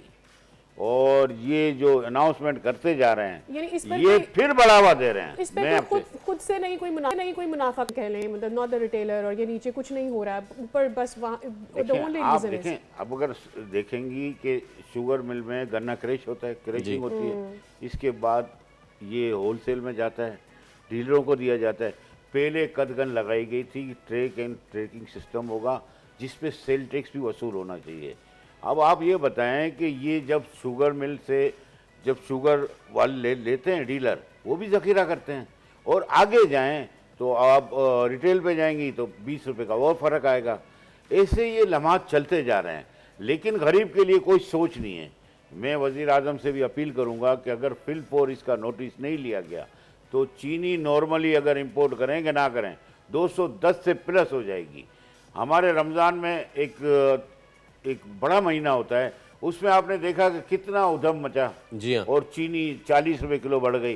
अब ये मुहर्रम का सीज़न है और एक बहुत बड़ा एहतराम का महीना है ये, और एहतराम के दिन है, उसमें भी कोई बख्शिश नहीं करने को तैयार है। किसी जगह हमने सुधरना नहीं है। अब माफियाज में आप चीनी ले रहे हैं तो आप गंदम भी ले लें कि गंदम 60 रुपये किलो की अब स्टॉक हो रहा है, अब वही हम बेचेंगे फिर 200 रुपये की। यही हमारा माफिया इसी तरह काटल बनते जा रहे हैं और इस मुल्क को चंद लोगों ने लूट लिया है। और मैं यही कहूँगा कि अगर आपने इन गरीबों के लिए कुछ सोचना है, सैलरी लेने वाले लोग क्या अपनी ग्रोसरी ले सकते हैं? क्या अपना कपड़ा कुछ कर सकते हैं? और मैं यही कहूँगा कि इम्पोर्ट क्यों करना चाह रहे हैं? अगर क्रैक डाउन कर दें और 8 दिन की डिलीवरी ऑर्डर, जो डिलीवरी ऑर्डर होता है जिसपे NTN नंबर भी होना चाहिए और शनाख्ती कार्ड, ये बेनामी ट्रक के नाम से उठ जाती है। कहाँ जाती है चीज़? कहाँ जाती है? अच्छा, अब ये बताएं ना, अब हम सिरा ही नहीं दे रहे हैं ना उसको, तो हम वो लगाएंगे। पहले भी शराइत थी है, लेकिन अमल दरामद नहीं होता।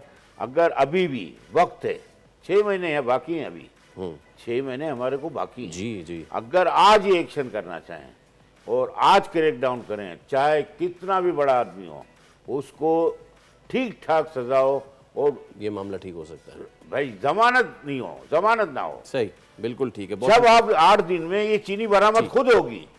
जब वजीर आजम ने ऐलान किया था 168 रुपए की चीनी थी, 4 घंटे में 158 हो गई थी। यस, यही आपको लेनी है सोच।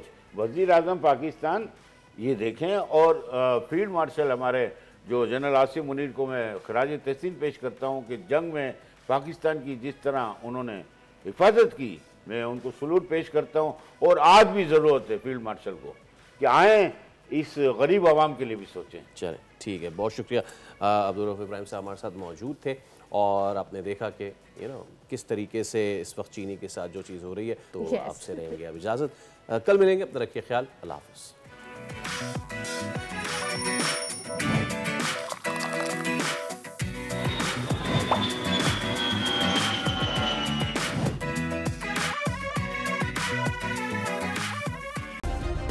सब्सक्राइब करें और बेल दबाएं ताकि कोई खबर रह न जाए।